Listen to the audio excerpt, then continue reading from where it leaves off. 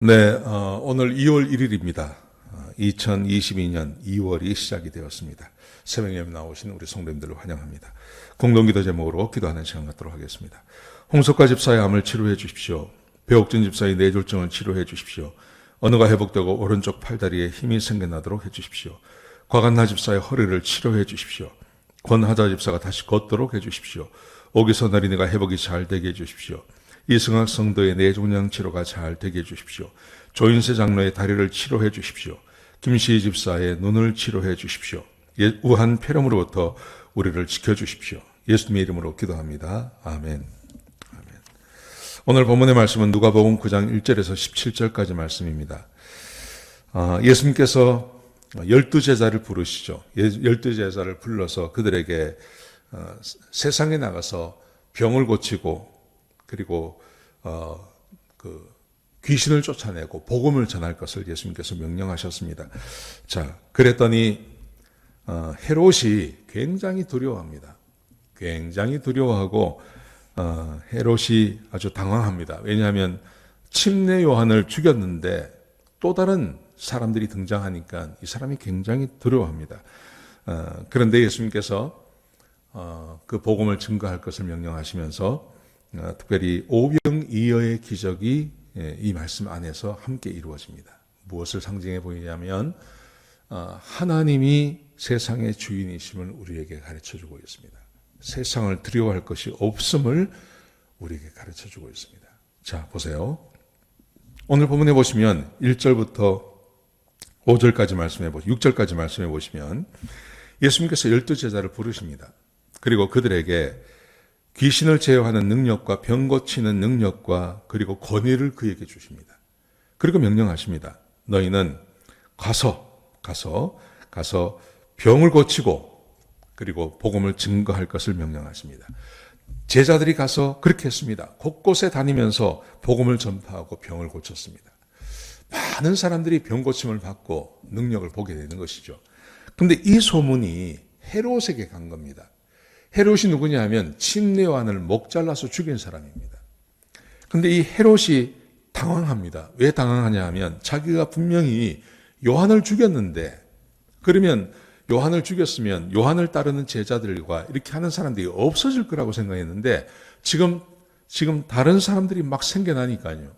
복음을 증거하는 사람들이 막 생겨나니까 이 헤롯이 굉장히 당황합니다. 놀랍니다. 자, 그런데 예수님께서 이런 상황 아래서 오병이어의 기적을 행하시는 것을 우리에게 가르쳐 주십니다. 무슨 말씀이냐면 하나님이 세상의 주인이라는 겁니다. 여러분, 지금 우리가 살고 있는 세대를 보면 어떻게 보면 자유진영, 또 이런 자유진영이라고 할 수 있는 이런 자유진영 안에서도 기독교를 박해하고 핍박하는 일들이 있었습니다. 얼마 전까지만 하더라도 기독교를 핍박하는 곳은 정해져 있었습니다. 공산주의 국가라든지 아니면 무슬림이라든지 아주 이 극단적인 사람들 외에는 교회를 핍박하는 사람들은 없었습니다. 그리고 나라들도 기독교 나라라고 표방하는 국가들이 있지 않습니까? 그런데 언젠가부터 분위기가 변했습니다. 분위기가 변해서 기독교를 핍박하고 기독교를 복음을 못 전하게 만들고 마치 이 헤롯이 했던 것처럼 그렇게 하는 사람들이 참 많아졌습니다. 그리고 특별히 이 팬데믹 기간 동안 이게 더 심해졌습니다. 한국 같은 경우도 마찬가지고요. 미국도 마찬가지고 교회 문을 닫게 만들고 교회 모이지 못하게 만드는 일들이 많이 생겨났습니다. 그래서 실제로 교회가 힘이 약해졌습니다. 여러분, 그런데 이런 일들이 새로운 게 아니라는 겁니다. 침례 요한도 얼마나 하나님의 선택을 받은 사람입니까? 그런데 이 사람이 헤롯에게 죽임을 당합니다. 여러분, 그래서 기독교가 힘을 잃어버리고 사람들이 두려워하고 할 것 같죠. 그런데 그렇지 않습니다. 오늘 본문에 보시면 제자들이 나가서 복음을 전파하고 했을 때 헤롯의 이런 영향력이 또 퍼져나갔을 것입니다. 그런데 이런 상황에서 예수님께서 오병이어의 기적을 딱 보여주시는 겁니다. 물고기 2마리와 보리떡 5개로 5,000명, 남자만 5,000명, 장정이 5,000명이니까요. 남자, 여자, 아이들까지 다 치면 거기 왔던 사람들이 2만 명이 넘는 겁니다. 그 2만 명에게 먹을 것을 주시는, 하나님이 아니면 도저히 할 수 없는 그 기적을 딱 보여주시는 것입니다. 뭘 상징해 보여주는 겁니까? 하나님이 세상의 주인이심을 가르치는 겁니다. 이 세상에 권세 있는 사람들이 직접적인 영향력이 있습니다.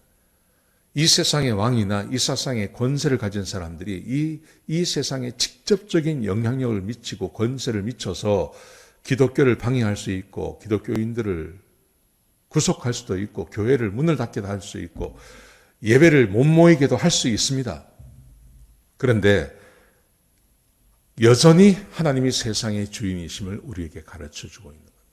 그게 오병이어의 기적의 의미입니다. 여러분, 오병이어의 기적 누가 할 수 있겠습니까? 오늘 이야기를 보시면 우리가 다 아는 이야기입니다. 예수님께서 어디 마을에 갔는데 사람들이 많이 나왔습니다. 예수님께서 말씀을 가르쳐 주셨습니다. 밤늦도록 가르쳐 주셨습니다. 밤이 어둑어둑해지고 이제 날이 저물어 갔습니다. 그러자 제자들이 예수님께 오셔서, 예수님, 이제 금방 가르치시고 이 사람들로 하여금 가서 먹을 것을 사 먹게 하십시오. 그러면서 5천 명이라고 이야기합니다. 2만 명이죠. 그러자 예수님께서 그러지 말고 너희가 주라고 말합니다. 우리는 보리떡 5개와 불고기 2마리밖에 없습니다. 우리가 어떻게 이 사람들을 먹이겠습니까? 어림도 없습니다. 그러자 예수님께서 그러면 30명, 50명 앉혀라. 그리고 축사하시고 보리떡 2개와 보리떡 5개와 물고기 2마리를 그들에게 나누어 주기 시작하셨는데, 무에서 유가 창조되는 것을 눈으로 본 것입니다.